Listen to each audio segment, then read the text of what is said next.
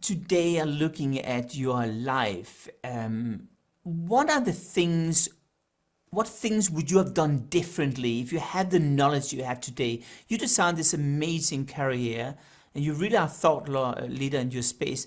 What are some of the things you would have done differently had you had the knowledge you have today? So I think that the beginning, I would have done exactly the same, which is, I did my master's at Pratt Institute in New York. I grew up in Turkey, then came to New York and did my master's. And then just as I was graduating, the chair of the department, Bruce Hanna, who was an amazing professor, asked me to work on a project for Knoll to design office accessories. And that collection, the office accessories, are still on the market today, and they're the orchestra office accessories by Bruce Hanna and Ayse Birsel. So the beginning was amazing. I thought, oh, this is easy. Like I can just keep on doing this. My first project with one of the most amazing brands in the world, and they gave me credit on it. And then the next 3 years, nothing. I had no work. I had to freelance, and I seriously considered going back to school and studying law, because I come from a family of lawyers, and I was like, okay, design is too hard. I'm going to become a lawyer. And I think that's the learning, because in that moment, as I was freelancing and thinking like, this is so hard, I met my oldest collaborator and friend, Leah Kaplan.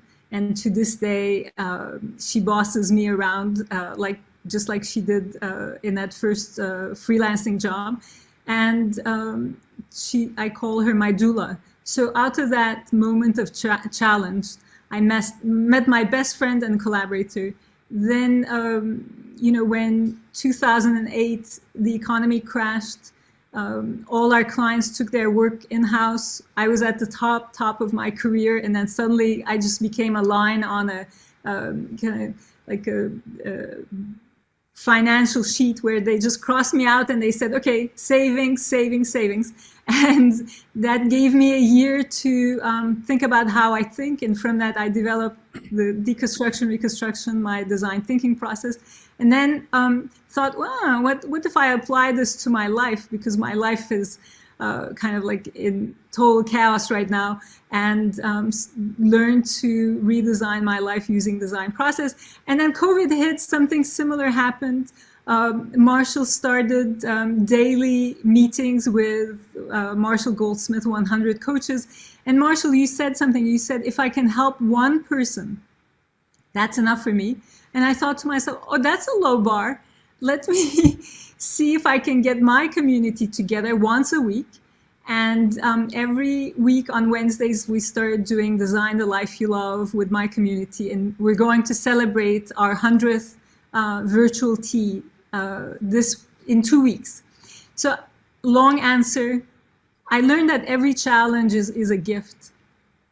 And it sucks while you're in the midst of it, but there's always a gift at the end if you accept the challenge. So, and that's very similar to Rita, what you said, It's just such an amazing answer you're giving there. I love it, because what you both are basically saying is the negative stuff can, for the most, be turned around to an opportunity, right? Marshall? If I had a chance to go back in time, what would I change? The answer is absolutely nothing. Because the problem is, when you take away what you did wrong, you take away what you learned from what you did wrong. And, I didn't have a degree in math, though. I was brought up very poor. We had an outhouse the first 4 years of school. So the odds on me having a life like I have are snowball's chance in hell. And the odds on any change making it better would be remote. And the odds on any change making it worse would be quite high. So I'm just going to, if you ask me what would I change, I'm good.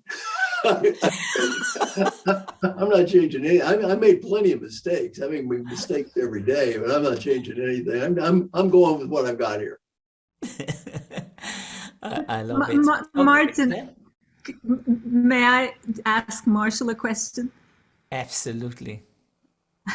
Marshall, you taught me, and you write about this in your book, your new book, The Earned Life, that every breath, it's a new you.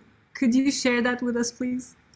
Yeah, and it's a basic Buddhist philosophy of some people have said, is Buddhism about reincarnation? Buddhism is about nothing but reincarnation. The whole thing is reincarnation. Every time I take a breath, it's a new me. And whatever happened before was done by people called the previous me's. So the idea of this is that when we take a breath, we just start life over again. Life over again. New me, new me, new me, new me, new me. And I just love that way of looking at life because it, number one, helps us focus on the present and the future, but number two, helps us forgive the past. Because all those things that Marshall did in the past that were all screwed up, well, that wasn't me. It was those previous Marshalls. And they made a little mistake or two. Yeah, let it go, let it go. So Martin, can I add on to that? So I think one of the things we haven't really talked about are when is it important to make a high quality decision about your life? And if you think about sort of decisions you can make really quickly, versus decisions that take a long time. And to me, those decisions about your life partner, the broad direction that you're going to go in, certainly the lessons learned from setbacks that may be personal or they may be professional. But there are times when you really do it's worth the extra effort, right, to make a high quality decision. And I don't want to lose that in this thread, because not all decisions are equal in impact.